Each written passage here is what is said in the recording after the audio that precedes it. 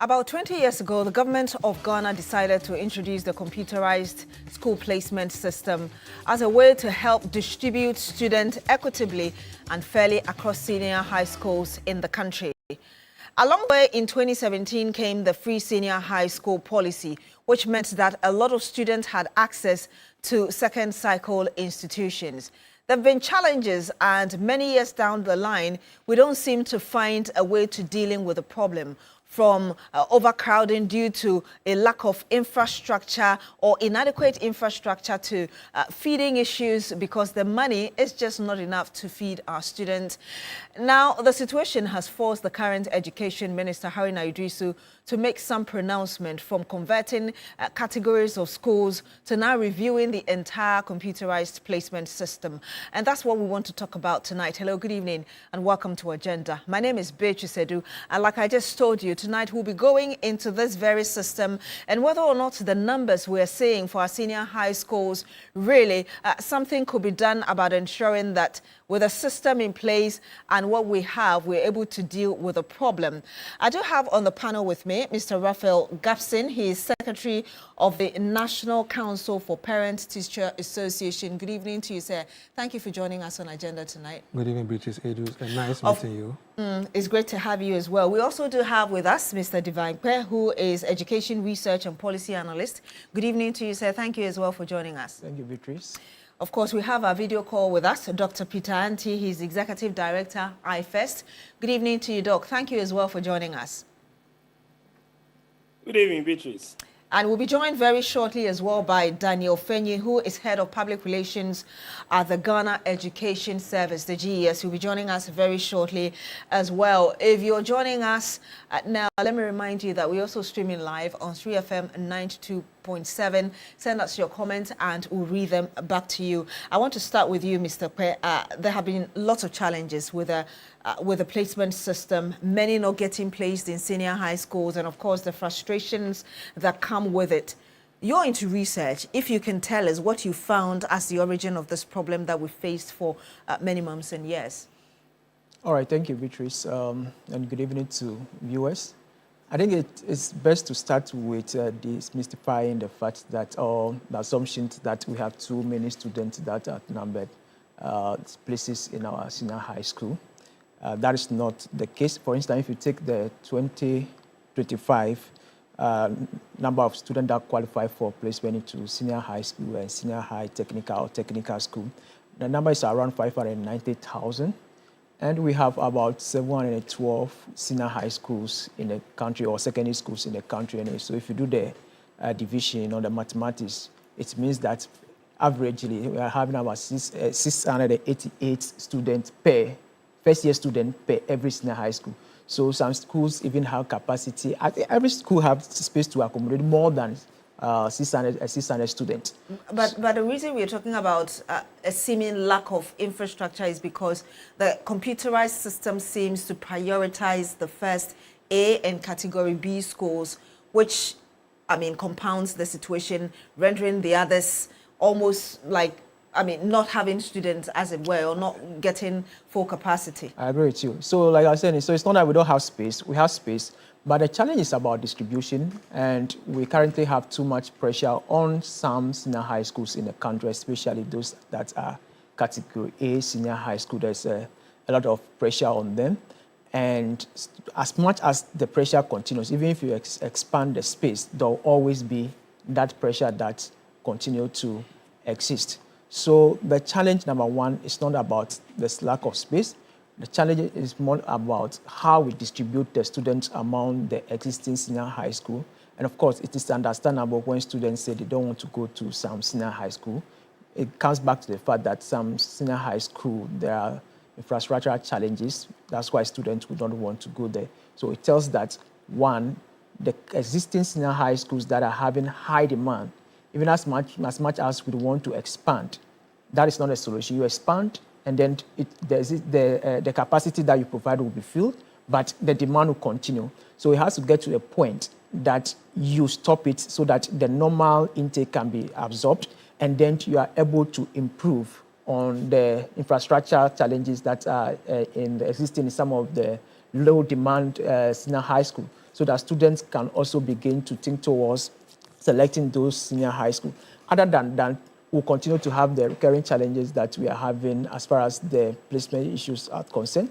But again, also, when it comes to the issues of placement that we see every year, parents converging at Nat Hall or somewhere making demand, it's also not even coming back to the computer placement system. It's also more about understanding of how the system works. And I believe that if parents were to understand how the placement system works, some of them, trust me, will not be at the Nat Hall.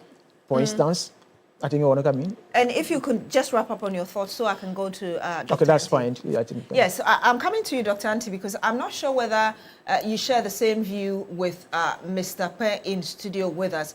We already have the education minister admitting to the fact that, yes, we have infrastructural problems. The reason, just about 2 weeks ago, he said that there were going to be some recategorization, as it were, converting some C schools into B and B to A, and also expanding the infrastructure in category A schools.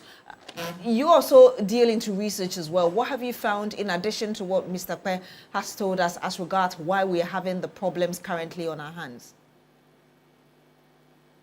Thank you, and good evening once again to your viewers. I think that what we are experiencing now is a manifestation of a long period of neglect of our secondary education in terms of infrastructure development, resource distribution, and deliberate policy to ensure that we bring most of our low demand schools to a certain level that will be preferred by every parent. I must say that every parent would want to have a very good education for the world. So I am not one of those who would blame parents who would want their wards to get quality education, and because of that, they would want to move heaven and earth to ensure that the world gets the best school that the child can have. What I think we have not been able to do is to have a deliberate policy that would have, over the years, bring most of our secondary schools to a level that can deliver quality education. There's been several videos online, some I have experienced myself, where you will see students in certain schools standing outside and claim to be in a classroom. There are difficult situations where students do not have requisite resources that would enable them get the kind of education that we all aspire to have. So at the end of the day, you would definitely have the pressure on the few schools that you have concentrated on, the few schools that policy-wise you have pushed most of your resources into. And when it happens like that, you would not, you the policy maker or the policy person, I mean the education manager, do not have any right to come back and blame parents that they are not accepting postings to schools that they think their wards will not get the quality education that they deserve. So I think we have neglected our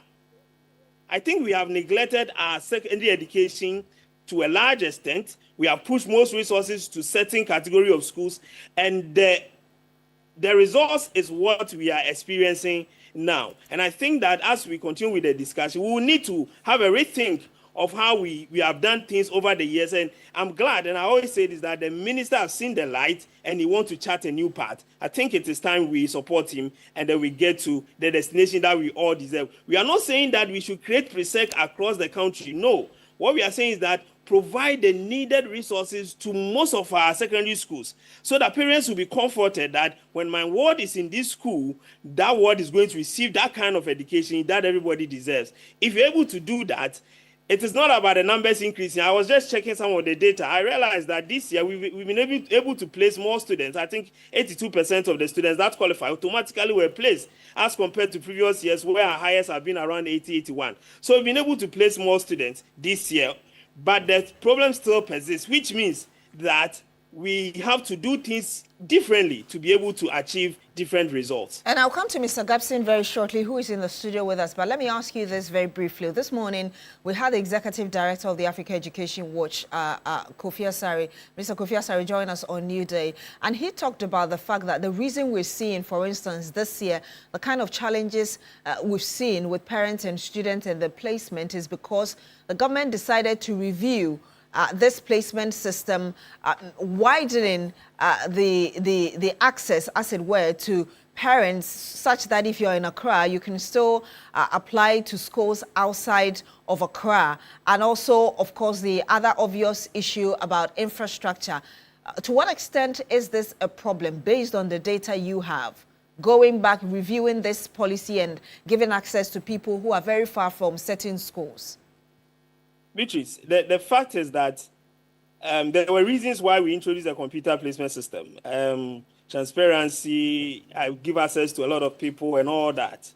In 2025, we still have those same reasons pertaining. I've been told that there's been some change in the software. I think Daniel is on the line. He would have to confirm that fully for us. But if that is what they did, then I think that they also did a very bad job, because I'm thinking that if you want to test a system for the first time and you are not sure, you always have to pilot, and that is what is done everywhere. So if they rolled it out and we are experiencing this huge challenge as we experienced somewhere 2019, 2020, then it means that they also did parents a lot of disservice and they will need to come clear on that. But I think that the challenges of the computer placement system goes beyond this a challenge that we had this year. We have had this challenge every year. It's become something that is an annual ritual where parents will have to amass at a certain resolution center for weeks before children are attended to. So I think that, yes, there might have been some changes in the system this year, but I still believe and subscribe to the call by the minister to do a complete audit and overhaul of the computer placement system to ensure that it is fit for purpose in 2025, which is we are in 2025.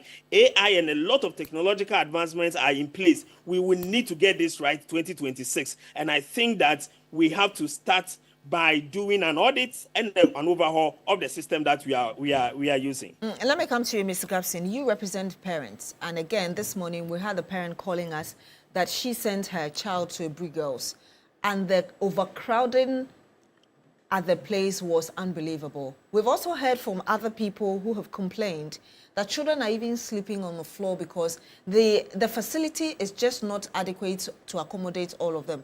What have you picked in terms of data from parents and their situation across the country, even as school reopens? Thank you very much. I think that I associate largely with Peter Anti's position on most of these matters. It reflects the realities on the ground.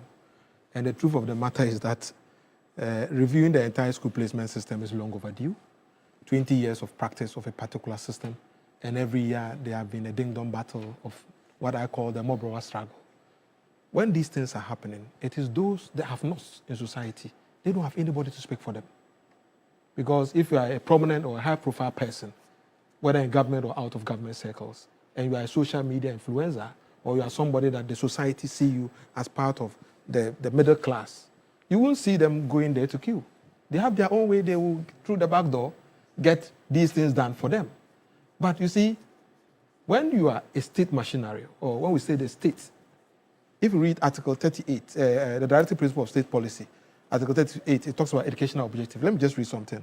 It says that the state shall provide educational facility at all levels and in all regions of Ghana, and shall to the greatest extent feasible make those facilities available to all citizens. So the facilities in Presec, are they available to citizens in Kajiji, Sene East?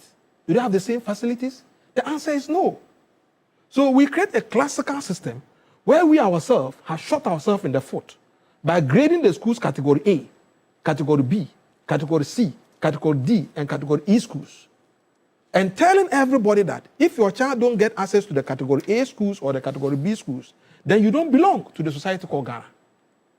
Technically, it's becoming like we are in South Africa, where the apartheid regime, we have the whites having where their kids should go to school, and the blacks should have where their kids to go to school. It's exactly what we are doing. And these are the realities on the ground. That we need to look ourselves in the face, in the mirror, and speak to the realities. Look, I'm an educationist, 22 years practicing in this space. I understand the nitty-gritties about what it means to provide quality education. Quality doesn't exist in a vacuum. There's what we call school climate.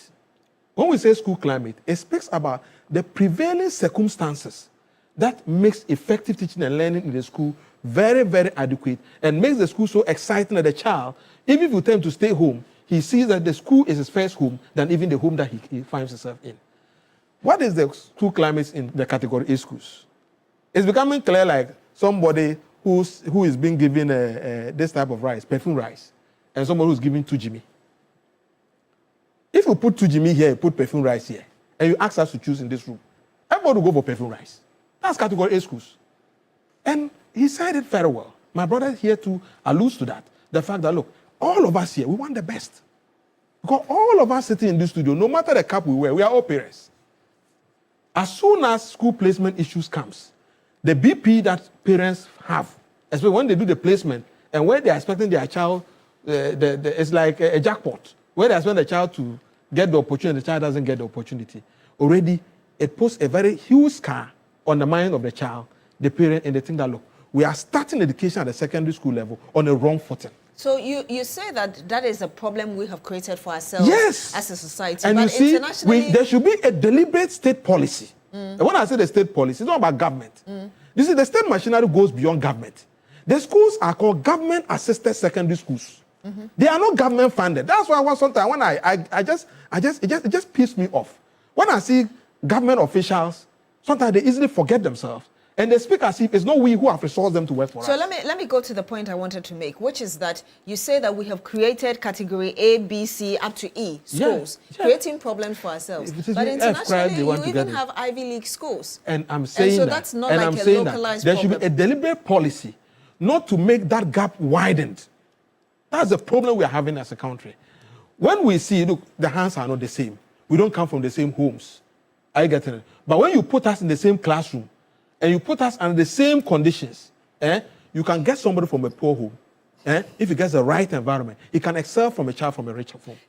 Are you getting my point? So my issue is that when these things are done, and we don't have a deliberate state policy to make sure that, look, the schools that were created by Nkrumah, look, go and check the category A schools. Most of them are the Nkrumah founded schools. You can do a litmus test of it. It's there. You get it? Because from the start, they got the right facilities, and then the kind of people who went to those schools, they are most of the prominent people in society. The and they occupy, you would call them. I don't know what to say, but I just know that, look, they occupy the most biggest largesse of government machinery, and the private sector, they are there. Yesterday, our Honorable Minister of Education, let me just conclude. Yesterday, when our Honorable Minister of Education was at PSEC, and I saw the Kwame Despite, right? The now Kwame Despite was there as I'm told he's the chairman of the Old Students Association, was moving with him. I said, look, this school, I don't think that they need so much support as compared to schools in the hinterlands. There are schools that were founded by Jerry John Rawlings in the early 90s to 2000. Schools are founded by all those schools. We should look at them and zone them. And look, the regions of Ghana, especially the newly created regions, we should look at schools within those regions and see how many category A and B schools are there.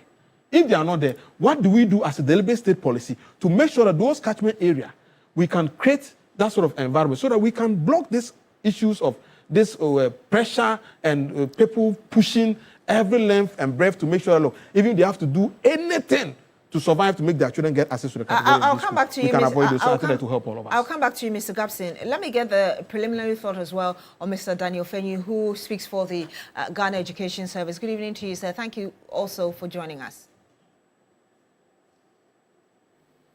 Hello, I know you're on a video call with us. If you would kindly unmute yourself so we can hear you, Mr. Fenyu. Can you hear us?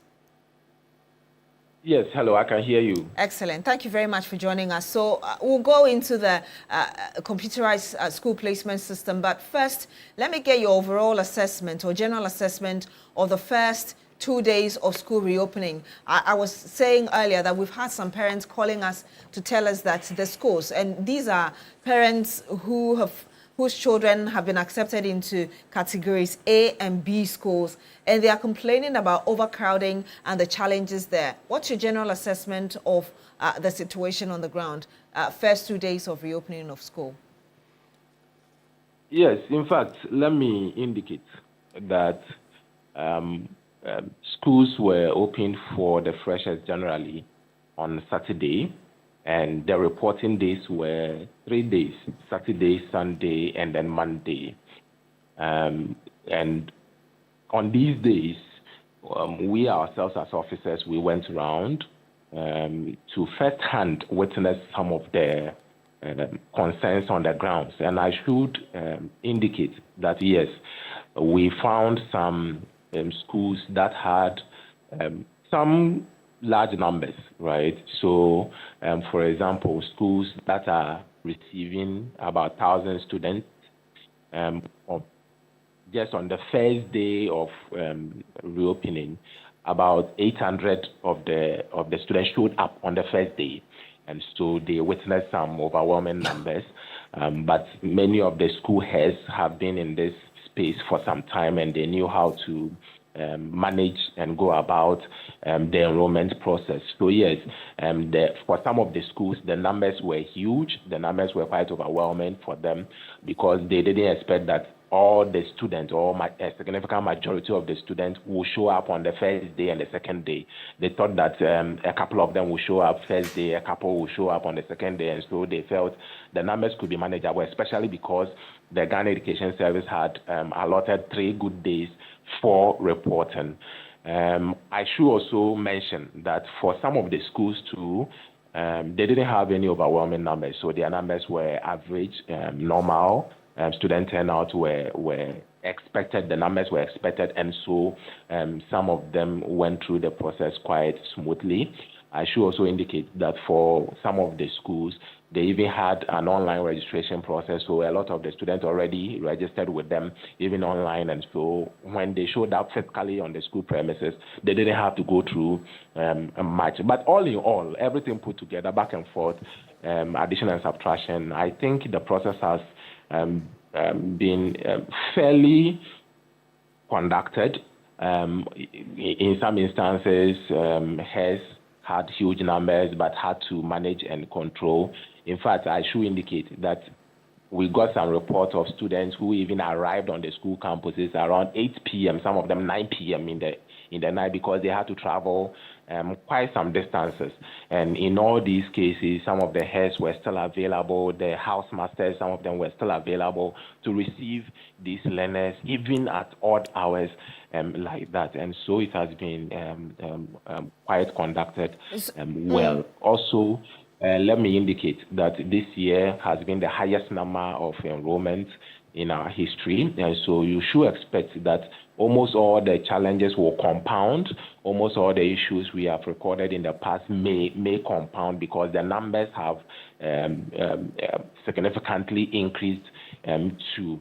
And as Divine mentioned, that the spaces we have for our learners, we have about 700,000 plus, and these are spaces that the headmasters themselves give to us. You know, before we even start the placement, we go to them to give us the vacancies they have, and it is these numbers that we work with. And the numbers we have above 700,000, and the students we are to place a shy of 600,000. And okay, so forgive me, if indeed that was the situation, they wouldn't be having a lot of parents calling in and complaining that they don't seem to have space for their children and wards. But again, Mr. Enti, Dr. Enti mentioned earlier that if you're saying that, and you're admitting indeed that the numbers have been increasing, so, and in fact from 2020, the numbers increased from like 400,000 plus, and now we have 590. So Dr. Enti was saying earlier that that should be a failure on your part, knowing that gradually the numbers have been increasing. So you should have had the kind of systems in place to make it easier for us rather than compounding the situation. Wouldn't you agree with him? All right. So indeed, this is the situation. As I mentioned, the Ghana Education Service has sufficient space for all the students in the country. In fact, after placing all the students, we will still have over 100,000 spaces left.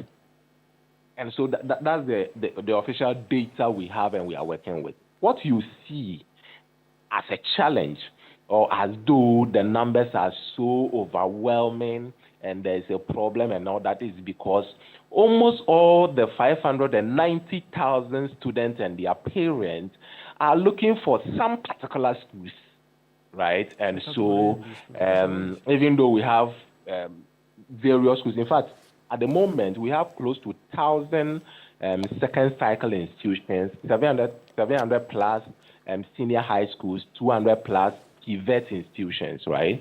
And so we have the spaces for them. But you get to realize, and this is observation we made from resolution centers, complaints parents were making, our own engagement with some of the parents, engagement with the students. You know, throughout the process, we have been with the parents and the students because we ourselves also wanted to understand what their issues are and how we can address them. And the pattern we have observed is that a lot of the parents and the students themselves wish to have been placed in grade A schools or category A schools. And then a significant majority also wanted a few of the category B schools. And so you get to realize that almost all the huge numbers we see are converging around some particular schools.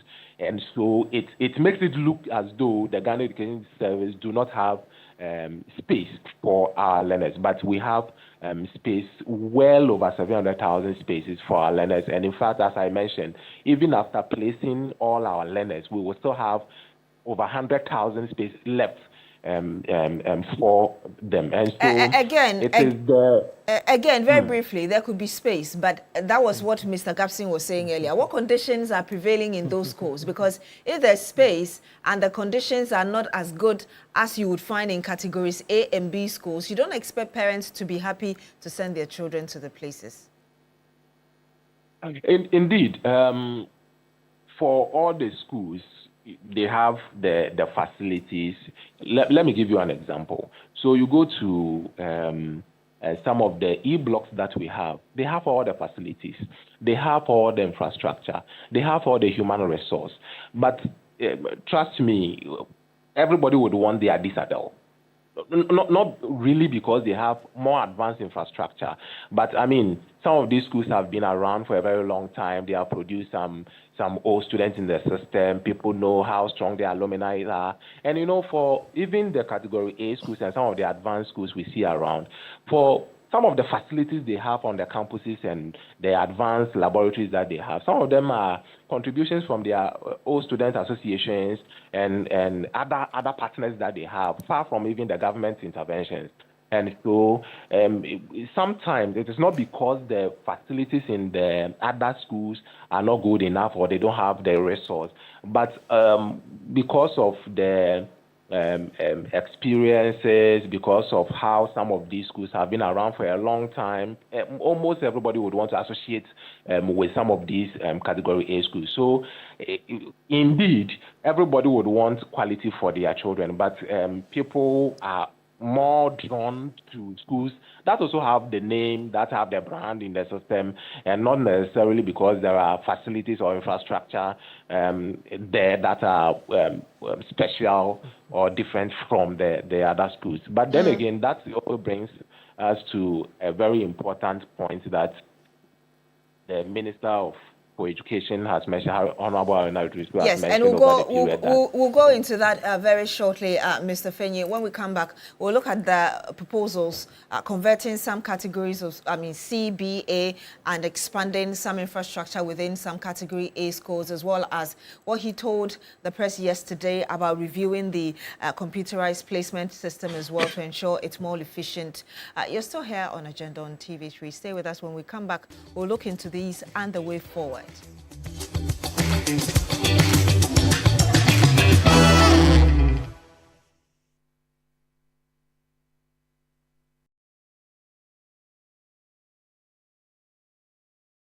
When you are going to buy a paint, don't look left, don't look right. Go straight and grab the luxury paint. No be any paint, be paint. The luxury acrylic paint. Paint mu champion. When you are going to buy a paint, don't look left, don't look right. Go straight and grab the luxury paint. No be any paint, be paint. The luxury acrylic paint. Paint champion. When the sun rises, there is hope. While the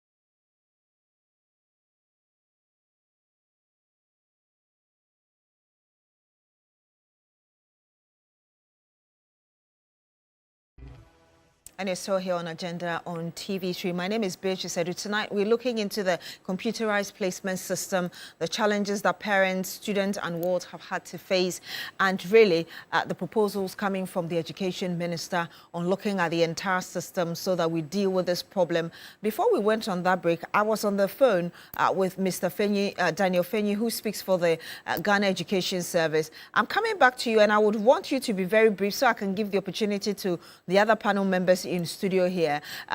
You were going into the proposals coming from the Education Minister, the one about converting certain category C schools into B to A, and then expanding the facility within A schools, for instance, and also the bit about reviewing the entire computerized placement system. You are the implementer of government policies. What proposals have you already presented to the ministry in looking at these challenges?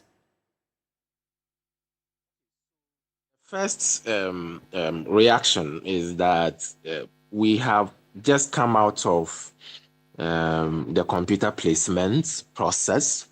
Learners have reported, a significant majority of them have already reported to the campus.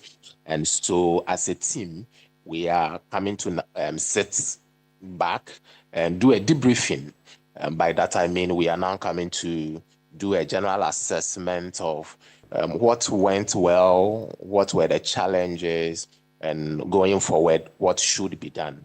And we are coming to do this because throughout the entire process, we kept engaging parents, we kept engaging students, we kept engaging stakeholders generally to take their views. I mean, we're generally conducting a data collection exercise throughout the whole period.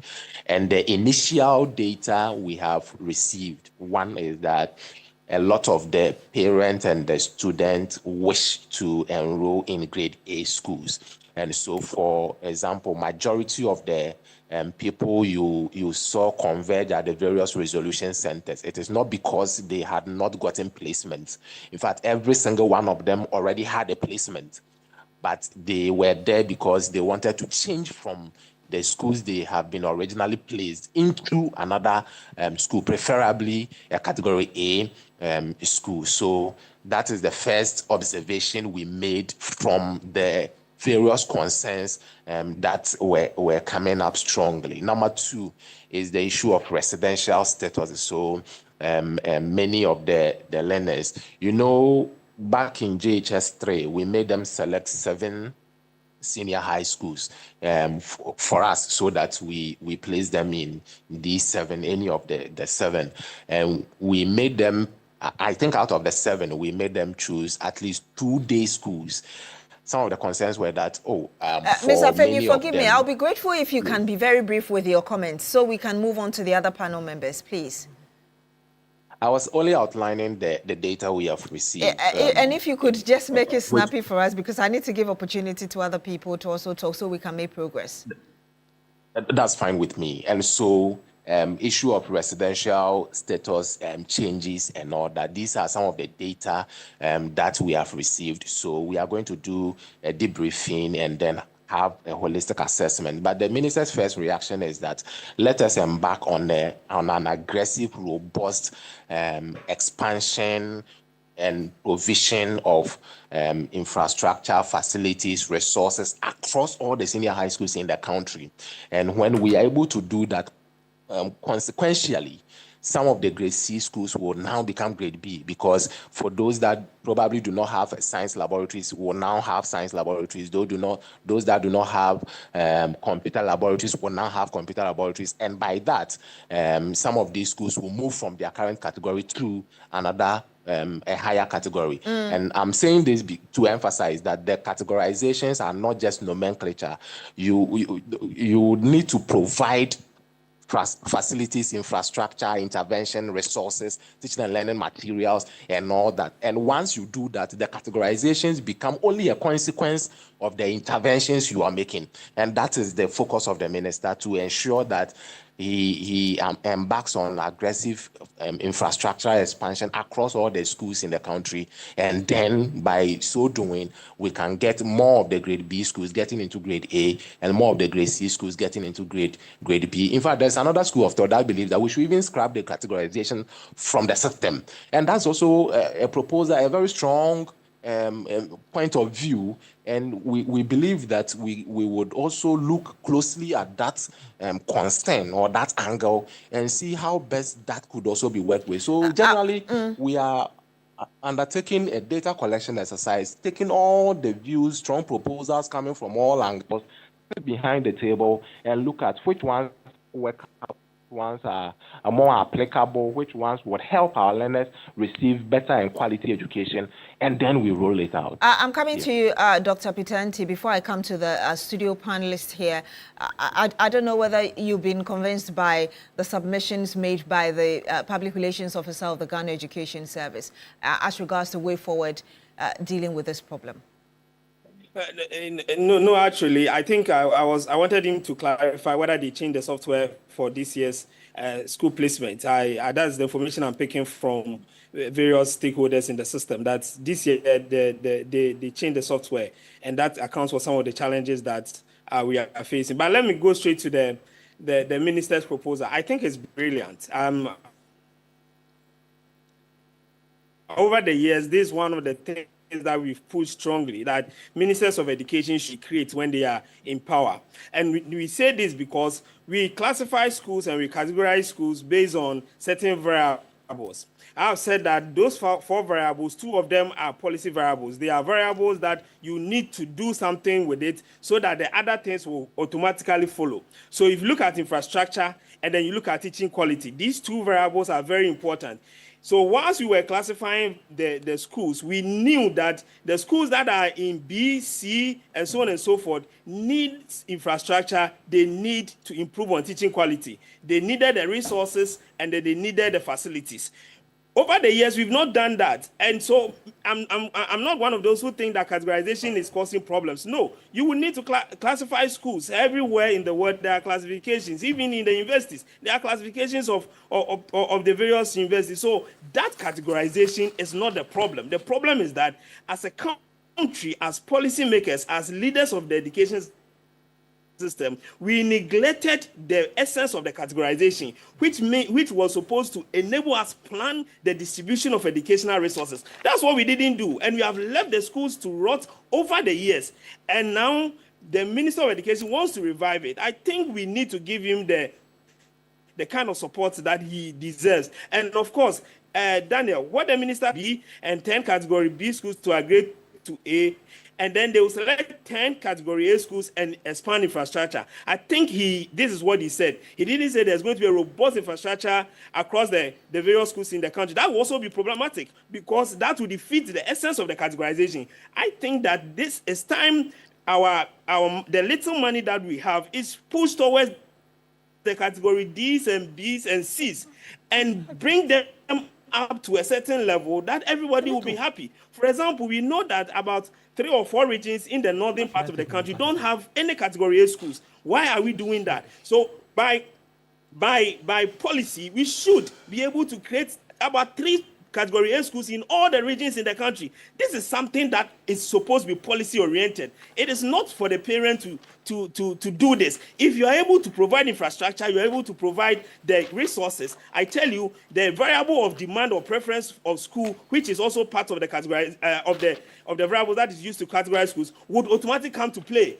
By 2-3 years, the variable of academic achievement or performance that is measured over the years, that also helps in categorization, will also come to play. So all you need as a Ministry of Education, as a ministry, is to focus on just 2 variables, infrastructure and teaching quality. And we do that by concentrating on those that are already down there, push the resources there, build the laboratories there, give them the needed attention, and we will see a dramatic change in the next 5-6 years in education. Mr. Gabson, what have you got to say as regards the way forward on this? Having traversed across the country and known what goes on in school settings, I fully associate with what Dr. Pate is saying. And you see, it's even backed by law. It's here. The directive principle of state policy, Article 38(3), it says that the state shall, subject to the availability of resources, provide a equal and balanced, it said equal and balanced access to secondary education and other appropriate pre-university education. Pre-university education is pre-tertiary education. Equal access to university or equivalent education with emphasis on science and technology. These are just other areas. So the point is that we fully associate with the fact that, yes, the categorization are not necessarily a problem, but the over-concentration of resources to make sure that the category A school keep on remaining the center of attraction and the center of excellence is the problem. So those who are stuck back, what do we do to bridge the gap and make sure that within that enclave, for instance, if you go to the entire Bono East region, you will not get more than 2 or 3 category A schools. Ahafo, Bono, the 5 northern regions, the category A schools are not many.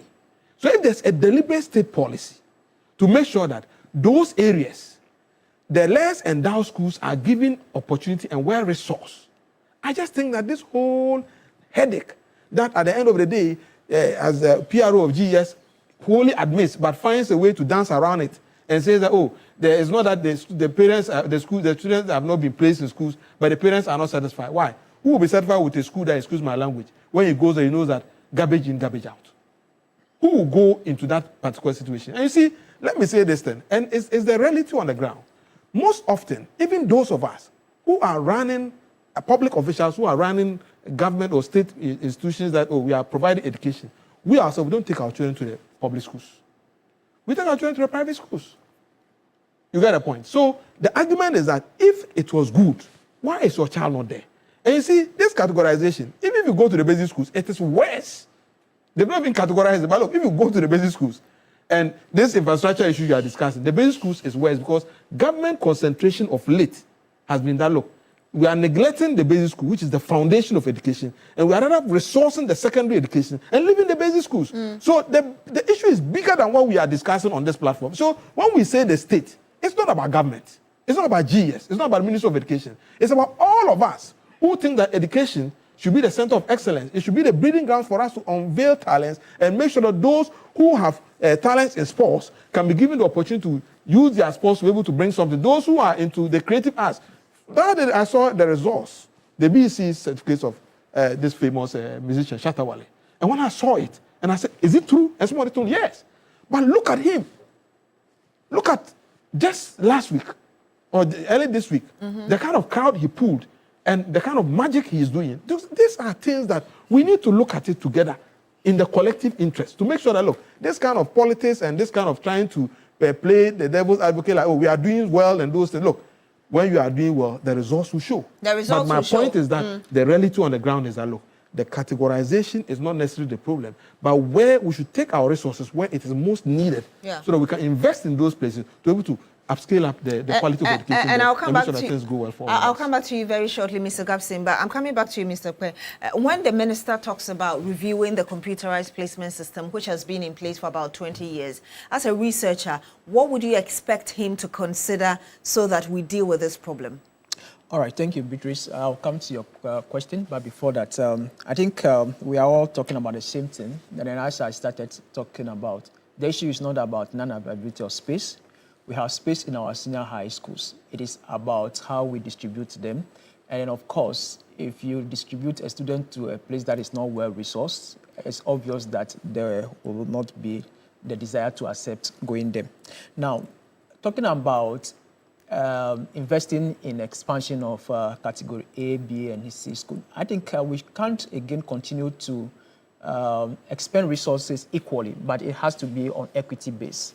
So let's put equity at the heart of our resource distribution. That is the advice I'll give on the minister's quest to invest in infrastructure across our senior high school. Equity must be at the heart of our resource distribution, because if you look at our educational system, we spend 3 times more on persons that are in the 20% wealth quintile. And if you look at the 20% wealth quintile, students that are in category A, mostly will come from the rich families. So if you continue to spend on the category school, it means you'll be spending more on the rich people. So there's the need for us to put equity at the heart. And again, we shouldn't simplify that by way of also upgrading infrastructure in the less desirable school, or will automatically translate into acceptance. Of course, there will be acceptance because infrastructure has been improved, but pre-sec is pre-sec. Achimota is Achimota. So the demand will continue to be there, even if you build the best of schools in a particular, or improve the best of schools in a particular region. So there has to be a strategy to ensure that students are able to be attracted to such schools, the new schools that we want to upgrade. Students are able to be attracted to it. And then also, for a very fact that we can't continue to have it as a will that if I said I don't like this school, it's pre-sec I like, and then I'm pushing all the effort to go through. No, we can't have a policy that allows people to have their will. If but infrastructure is well suited, are people not having their way because of the same problems? Exactly. That's what I'm saying. It's a challenge in the system, because if you continue to have a system that allows persons to say, I want to change my school, although the best of infrastructure. If you look at some category B school... And if you could be wrapping up for me. You are not being fair to me. Yes. All right. Well, then to your question now, then the placement system. I think the challenge is not only about the software that places the student. The software is able to place about 80% of students. And I think here with a little improvement, we're able to do that. But if you look at other conditions that come on before the placement, for instance, parents, they are supposed to be involved in the selection of school. They were not involved. And then at the end of the day, when the schools that the awards have selected, they said they don't like it because they were not part of it. If they were part of it, the schools that the awards have selected, they will know that these are the approved schools. But once they have not been part of it, we will continue to see this challenge. And then previously, there was a system that allows for parents to check if, after the registration, selection of schools, if that is what has been fed into the system. So they'll just text a short code and then the output comes. They're able to confirm. I don't think that system is working anymore. If that system continues to work, parents will be able to check that, okay, if the school have selected, because we have instances of parents that were thrown into NAT hall. Some of them are fairly, they selected their schools, but at the end of the day, when they were inputted into the system, there were no schools that were selected. So I think that system also has to be brought back. So you mentioned a bit about the involvement of parents, and that's where I want to come in. But I will come back to that very shortly after this break. Stay with us, and then we'll have our final thoughts as well.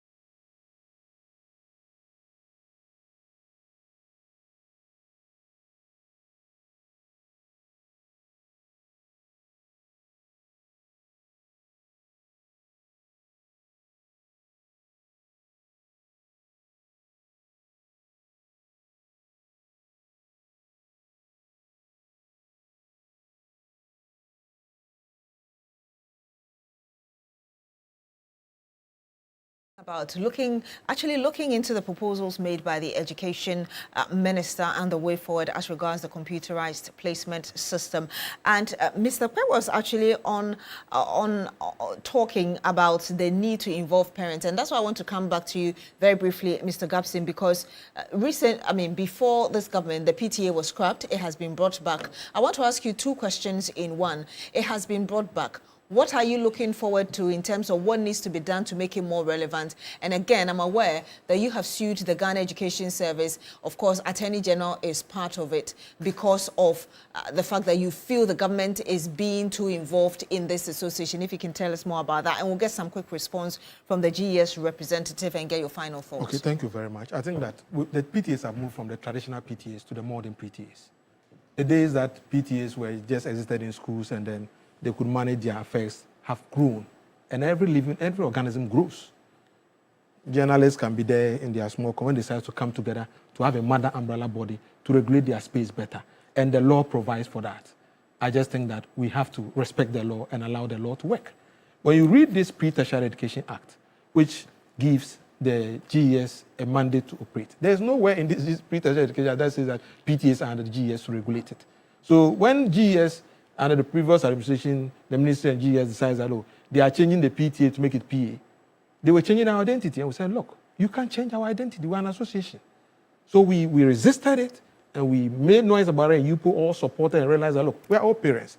This is a non-statutory body that is private in nature, and a statutory body, public in nature, trying to regulate. We are in different space. So why have you still gone ahead to sue? So the current government, with a very good will, made statements, and we think that it was okay. Only for us to have engagements. We were part of the National Education Forum and a whole lot of meetings. We met the Director General and he told us, look, all what happened under the previous regime will be a thing of the past. They will never go back to back and visit those things. Only for us to be ambushed. With another guideline, they've reduced the 14-page guidelines of the former regime to a 10-page guideline and trying to tell us that they want to be more Catholic than the Pope. PTAs are not under them. We are parents. They can regulate us. At best, if they think that something, look, if not for us, if we don't take our children to school, they don't even have work to do in the first place. The children are bona fide property.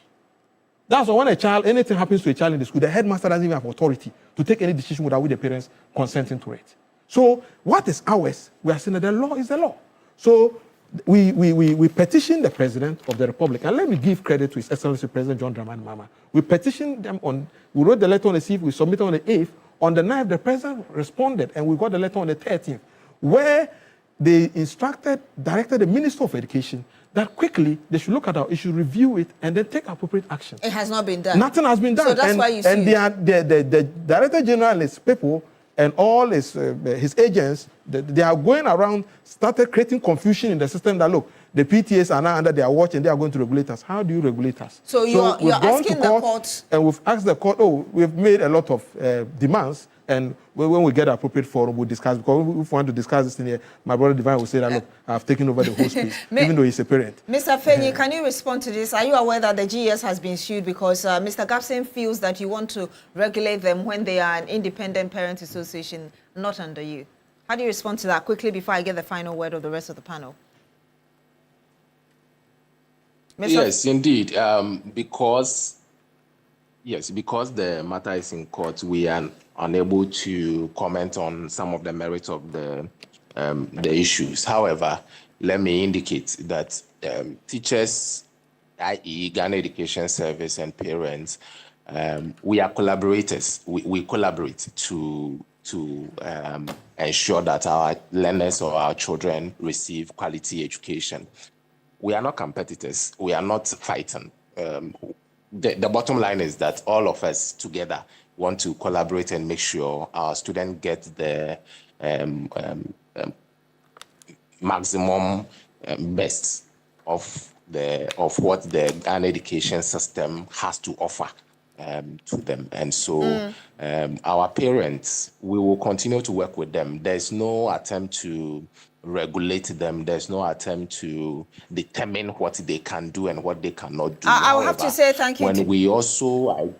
I'm sorry, I'll have to say thank you to you. Let me get 30 seconds final word from Dr. Pate and then that of Mr. Kwe. Dr. Pate, if you can give us your final word in about 30 seconds, please. All right. So what I think we need to do going forward is to support the minister to bring to life all that he is planning to do. But I believe that we need to review the whole system in two ways. One, we need to do an audit of the system, and if truly that the system was changed just a year and it's causing problems, then it's a very good point to start from, to review, to make sure that it's fit for purpose next year. And also we have to review the model of school selection. We've said this several times. The current model of school selection dates back to the colonial days that they used to ensure that there's administrative ability to finish the placement in time. Now we are in a technological era where I think that students should be allowed to select their school. Thank you very much, Dr. Pate. After they have seen their results. That is a position that we've held for long and hope that they would adhere to it. Mr. Pe. All right, so back to the point I made. It's good to invest in infrastructure, but let equity guide it. And when we have invested in less endowed schools and having improved their infrastructure, there must be a campaign. We shouldn't assume that by virtue of improving infrastructure in such less endowed school automatically translating student desire to go there. Let's come back on sensitization campaign so that students can also have the desire to go there. And then there must be a strict application on when students are placed there. The desire to change should not, or the will to change should not be given automatically. And then the placement system, I think that we need to also improve. Now we are currently doing 80% automatic placement. Once they are going to review the system, let's see how we can improve on the 80%, and then also embark on a campaign that allow persons to understand how the systems work. You can get grade A and may not get pre-sec. Somebody may get, or you may get grade 6 and may not get pre-sec. Somebody can get grade 8 and get pre-sec. This dynamics needs to be understood, and I think campaign will help for parents to also understand that. Thank you very much. Let me just read about two of your messages. Chris Afenyi says the problem with overcrowding in schools is because for 8 years, Akufo-Addo government didn't expand the existing infrastructure. Prince Henry Koforidua says the earlier we stopped the classifications of schools in this country, the better for all of us. Thank you very much. Prince Nanaya Oyok as well for sending us your messages. But thank you, Raphael Gapson, Secretary, National Council for Parent Teacher Association, for joining us on Agenda tonight. Also to you, Mr. Pe Divan Pe, Education Research and Policy Analyst. Thank you for joining us. To you as well, Dr. Peter Pate, Executive Director, IFEST, Education Think Tank, and Daniel Fenye, Head of Public Relations at the Ghana Education Service. Thank you so much, gentlemen, for joining us on Agenda tonight. My name is Beatrice Adu. Join us again next week. Have a good day.